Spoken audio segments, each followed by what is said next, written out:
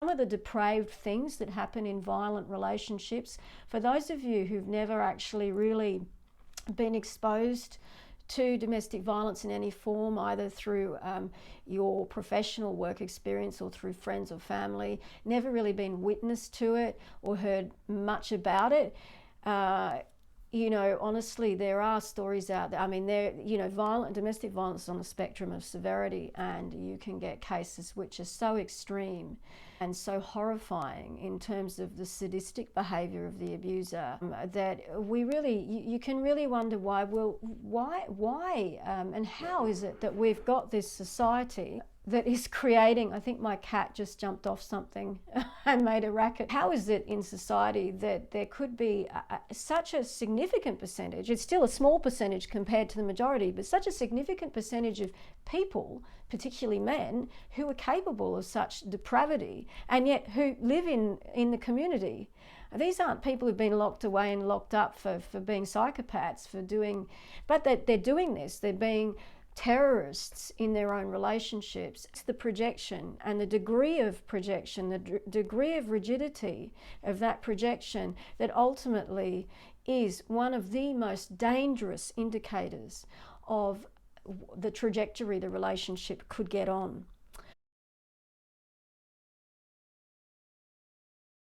So if we meet someone early on in a relationship, in a dating situation, and you know, we're testing out sort of if this feels like the right relationship for us, it's really important not to underestimate the significance of when someone starts to project and make you up.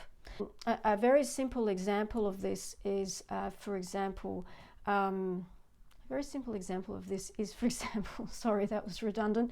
You're having a discussion with someone, a chat, and you're calm.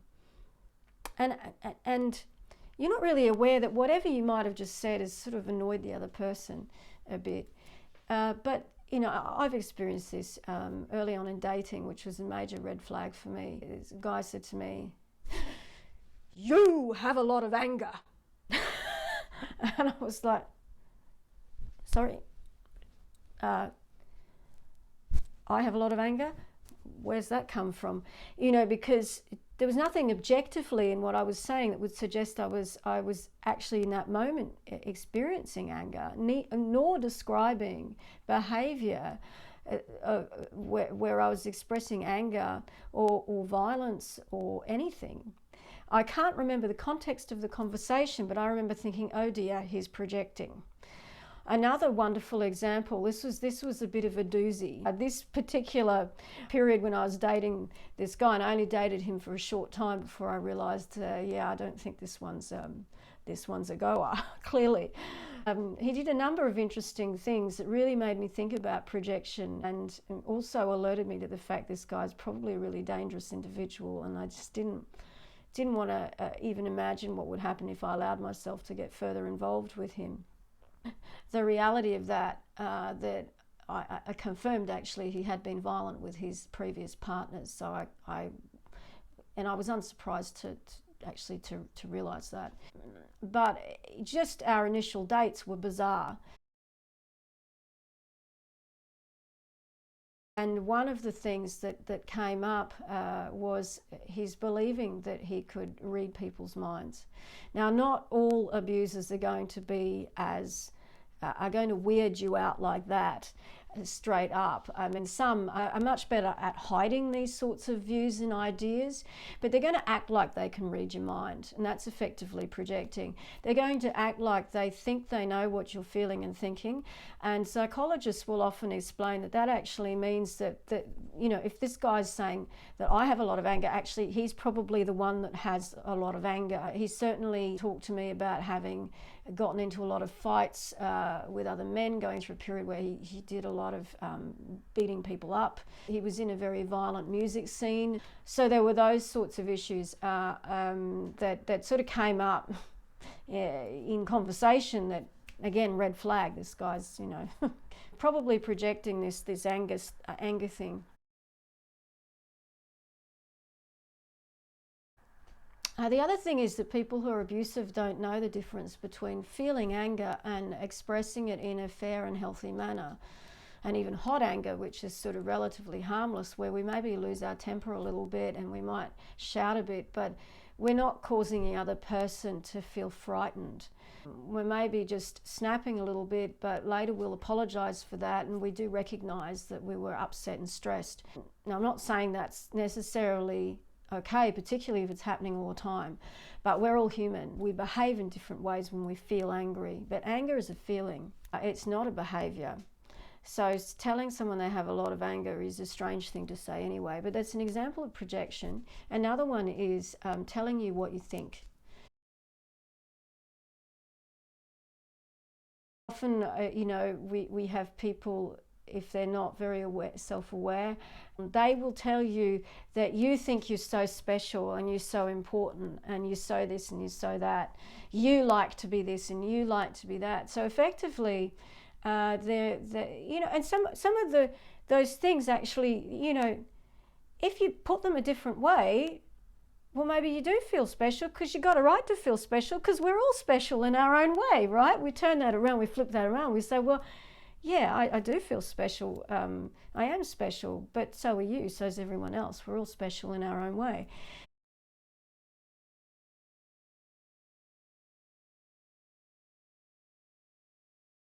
But the way that a person who's projecting that in a negative sense will make it into a bad trait. So anything that's good about you and that they know about you, they will distort that and invert it and turn it around into something that's a criticism. And they'll often use what they've learnt about you as a weapon. They'll stockpile. It's like they've stockpiled a little pile of armoury over here, weapons that they can, sling at you and use against you. And often they're things that you might actually, to be strengths and to be good things about you. But the way that they use that to criticise you, they'll weaponize it in a way that puts you down or diminishes you or feels humiliating at the time, until you're able to sort of take a step back and go, well, hang on, what a load of nonsense. I mean, yeah, there's some truth in what they've said, but they've spun it in such a way, they've turned it into a negative, when in actual fact, it's a positive thing.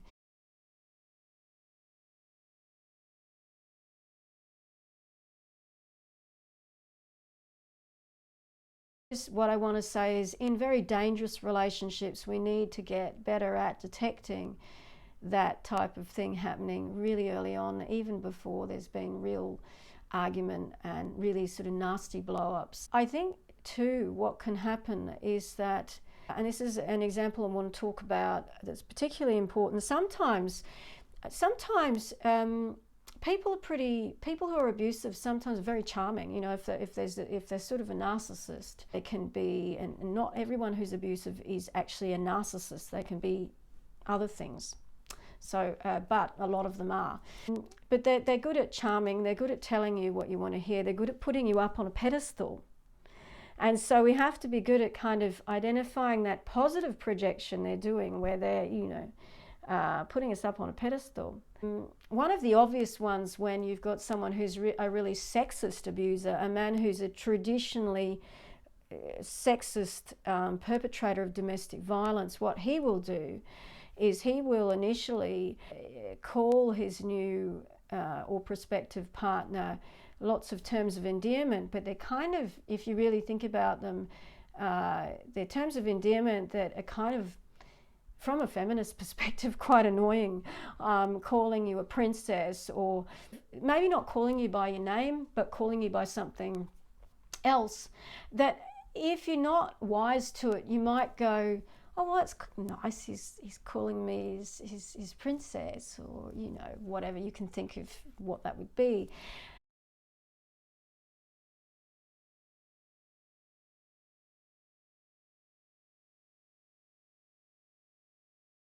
Now, for some people, that actually just may be a bit harmless. If you pull them up on it and say, listen, I'm a bit uncomfortable with being called a princess, can you call me by my name? I know you don't mean any harm by it, but you do that and the person doesn't react defensively, you know that already it's okay. They're just a bit clueless. They don't realise what they're doing.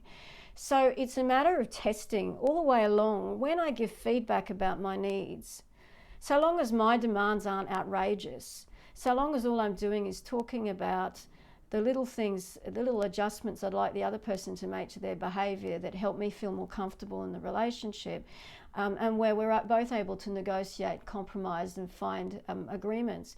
So long as that person is sort of willing to hear and work through problems and seems to be self-aware, it should be okay.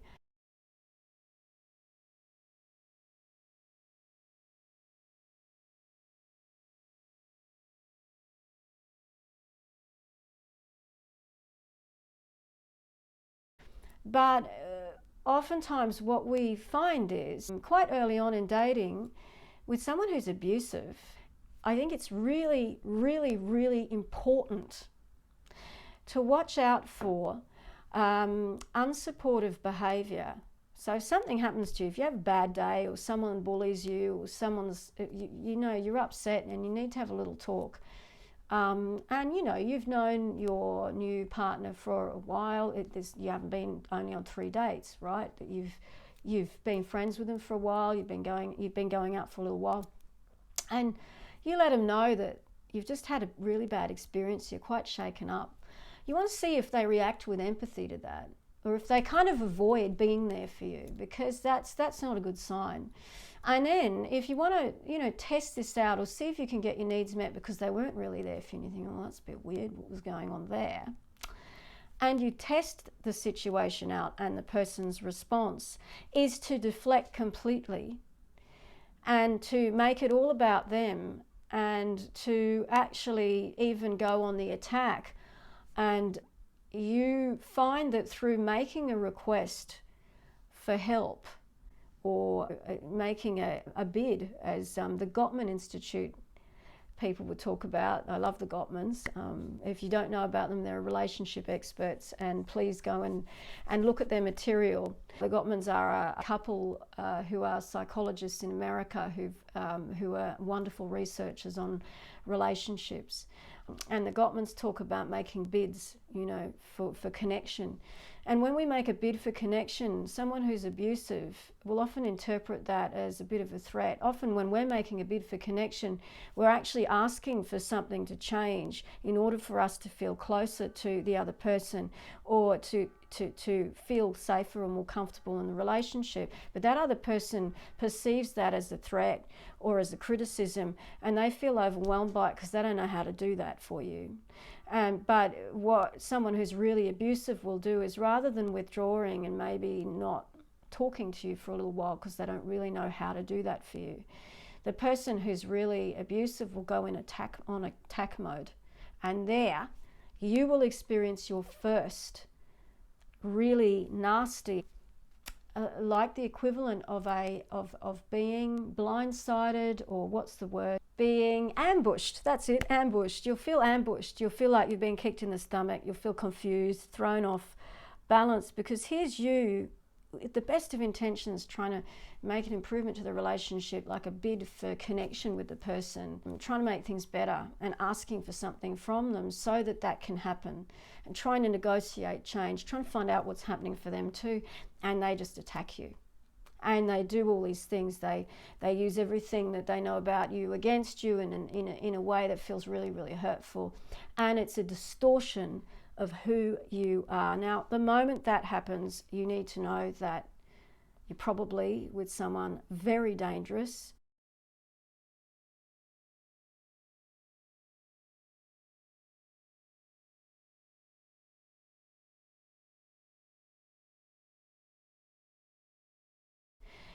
Don't wait for verbal abuse that comes in the form of name calling or really obvious stuff. You don't need that.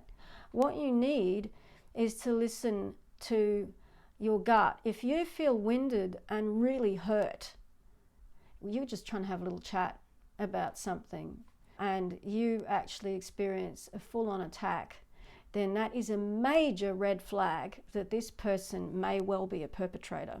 And if they're definitely demonstrating no insight, you're feeling intimidated, and then it's really important to listen to that. And actually, the best thing is to be able to get in touch with a sense of feeling disgusted.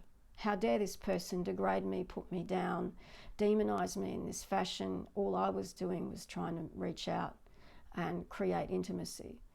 So make sure, my advice is always, when that happens, get out from behind that screen that they have put in front of you and protect yourself. And that protection may not mean standing there and arguing with them. It might just simply mean, right, you've just revealed yourself for who you actually are, and I don't like that, and I'm not willing to accept this behaviour in a relationship. So if this is how you behave in conflict, this isn't possible for me. Okay, now that's a whole other subject. How do we walk away, particularly when we feel quite invested in the dreams about the relationship? And that's a complicated question, and that really depends on how much we've worked on our self-esteem, our self-awareness, our development, our sense of self, and how well we know how to set psychological boundaries. So that's for another video another time, but for now I'm going to finish up. I've talked a lot. I hope it's been very helpful for you, and if you've got any questions, you're very welcome to get in touch with me. Please don't forget to like the video if you liked it, if you found it helpful. Share it to anyone who maybe is in need of hearing this information, and subscribe to my channel. Now, I'm just at the very beginning of making videos, so I have lots of plans for more to come, and this is just the first in a series of others to come. Thank you for your time, and take care, look after yourselves.